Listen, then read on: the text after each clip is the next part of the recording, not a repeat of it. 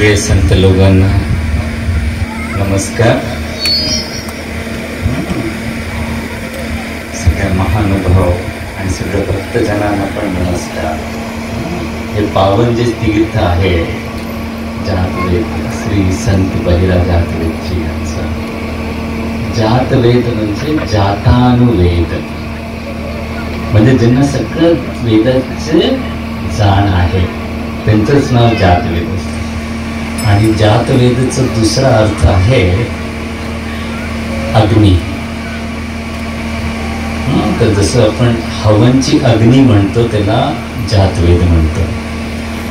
तर कुठल्याही देवाला तुम्ही आहुती देता ती देवापर्यंत पोहोचवणारं जे माध्यम आहे ते कुंडातली अग्नी, त्यालाही जातवेद म्हणतो. तर असे महान संत इथं जन्मले.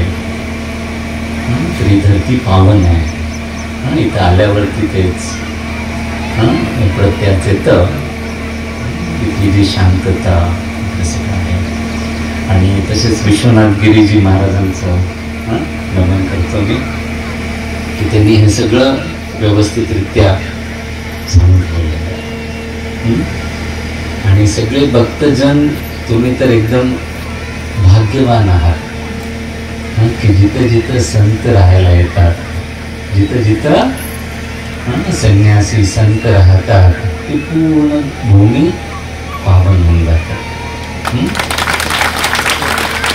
आणि सगळ्यात सुंदर गोष्ट आणि इतके सगळे गोष्टी आणि हे सगळं सांगून जसं प्रत्यय आणून देतात की देव जो आहे कणाकणात आहे.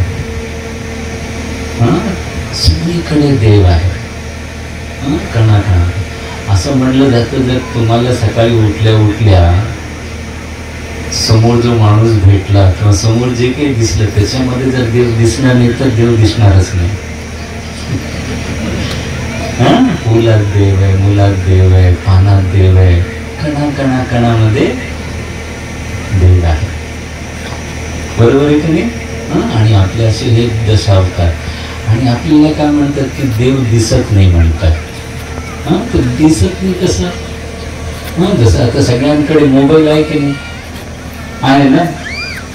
तर मोबाईलमध्ये तुम्ही बघा आता इथं सगळ्याचे रेंज आहे. एअरटेलचं पण आहे, जिओचं पण आहे, परत टीव्हीचे पण सगळे रेंज आहेत. आहेत का नाही, आहेत का नाही आहे. पण ज्याचं त्यालाच कनेक्ट होतं. बरोबर आहे का नाही. कोणाला दिसायला लागलंय का इथे इतके सगळे आहेत असे दिसायला का नाही. तसं आपला आत्मा आणि परमात्मा. परमात्मा म्हणजे मोठा देव. त्याला आपण कॉम्प्युटरच्या भाषेमध्ये मोबाईलच्या भाषेमध्ये सांगणं सोपं आहे. जसं तुमचं मोबाईल आहे आणि इंटरनेट आहे. हे छोटासा मोबाईल जेव्हा इंटरनेट बरोबर जोडला जातो तो सर्वज्ञानी होऊन जातो. सगळे उत्तर देतो का नाही. तसंच ज्यांचा आत्मा परमात्माशी मिळाला जसे संत लोक आहेत तर त्यांच्या वाचेमध्ये ते सर्वज्ञ होऊन जातात. त्याला सर्वज्ञ बीज म्हणतो. आणि ह्याचा आधार काय, याचे सगळ्याचे पासवर्ड म्हणजे देवाचं नाम स्मरण तुम्ही करा. आणि जसं काम क्रोध लोभ मोह मद मत्सर हे ढगासारखे तुम्हाला अडवत राहतात, त्याला जोडू देत नाही.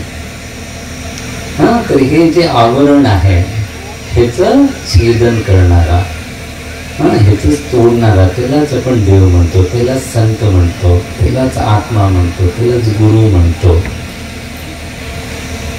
तर हे सगळे गोष्टी सगळीकडे आहेत आणि आपल्यामध्ये पण आहे. म्हणून एक गोष्ट सांगतात की देवाला ओळखत सगळे त्याच्या मागे पळत होते. कुठे देव, कुठे देव, कुठे देव. मग देव जाऊन म्हणतो अरे मी देवळात लपेन, मस्जिदमध्ये लपेन, अजून कुठेतरी लपेन तर हे लोक मला हुडकून काढतील. मग सगळ्या देवांची मीटिंग होते, कुठं लपायचं म्हणे माणसाच्या हृदयामध्ये लपलं.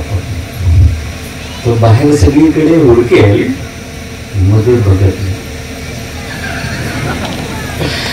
तर देवाला भेटायचं असेल तर जसं तिरुपतीपर्यंत पळत पळत गेलो आपण 60 डोंगर चढून, आणि देवा पुढे थांबला डोळे बंद. काय होतात? डोळे बंद बंद करून कुठं बघतो? अंतर्मुखी. हा, जसं पांडुरंग विठ्ठल, म्हणजे हे पंचमहाभूतामध्ये असलेला विठ्ठल. तर हे सगळ्याचा अर्थ आहे. तर सगळेजण 2 मिनिट नामस्मरण करायचं. तयार आहे? तर आपलं जे आहे आजचं जे हे आपलं विठ्ठल म्हणलेलं आहे, डोके व्यवस्थित राहते. तसंच राम म्हणल्याने, जसे राम मंदिर झालेले आहे, हे सगळं राम झालेलं आहे. तर 2 मिनिट आपण रामध्यान करायला तयार आहात सगळेजण? येस. थोडा हात असं असं झटका. हे सगळा त्रास, सगळं टेन्शन सगळं सोडून द्या. आता श्वास घ्या मोठा आणि श्वास सोडा. सगळं त्रास इकडं जेव्हा गुरुकडे येतात, देवाकडे येतात, तर सगळे टेन्शन त्रास घेऊन यायचे, पण वापस न्यायचे नाही, इथं देऊन टाकावं लागतं. ओके. तर सगळे टेन्शन देऊन टाकलेले आहेत. तर आता आपण 3 वेळेला ओम म्हणू, आणि 3 वेळेला आपण ओम म्हणूया, आणि त्याच्यानंतर 1.5 ते 2 मिनिट राम. मी जसं म्हणेन तसं.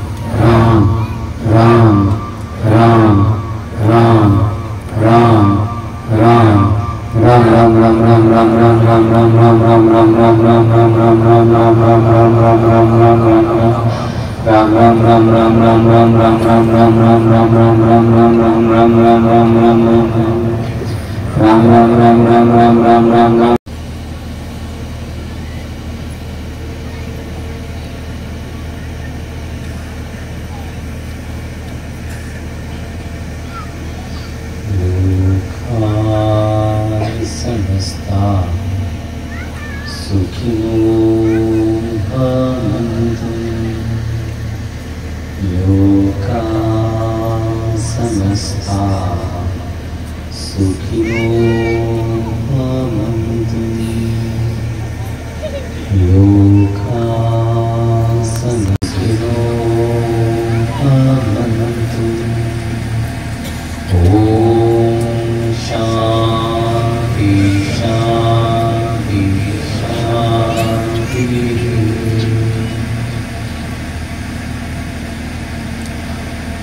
हळू आणि आपण डोळे उघडू शकता.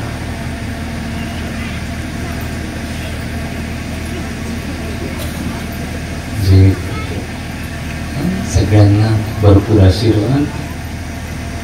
असं देवाचं नाव कोणी घेऊन इच्छा देवापुढे समर्पण करून टाकायचे. नाहीतर काही इच्छा आपण मनामध्ये भरवून ठेवतो. जसं आपल्या हातात बी आहे, त्याचं झाड करायचं असेल तर काय करावं लागेल? देऊन टाकावं लागतं, जमिनीला अर्पण करावं लागतं. हातात धरून ठेवल्याने त्याचं झाड होत नाही. तसंच आपली इच्छा जी काही आहे ते देवाचं नामस्मरण करून देवाला सांगून तिला देऊन टाकायची. हातात धरून बसतो आणि ती इच्छा पूर्ण होत नाही. ती देवाला अर्पण करायची. आणि जसं एक लहान बाळ जेवत नाही म्हणलं, मी चॉकलेटच खातो म्हणलं तर आई देते का? नाही. त्याच्यासाठी जे चांगलं आहे तसं आई देते. तसंच देव आपल्यासाठी जे चांगलं आहे ते करतो, हा पूर्ण विश्वासाने देवावर समर्पण. तर सगळ्यांना भरपूर आशीर्वाद आहेत. आणि जसं महाराजांनी सांगितलं, इथं सगळं भरभराटच होत सांग. जय गुरुदेव. आणि पूर्ण गावाचा उद्धार करायला आले तर स्वतःसाठी एकदा टाळ्या वाजवा.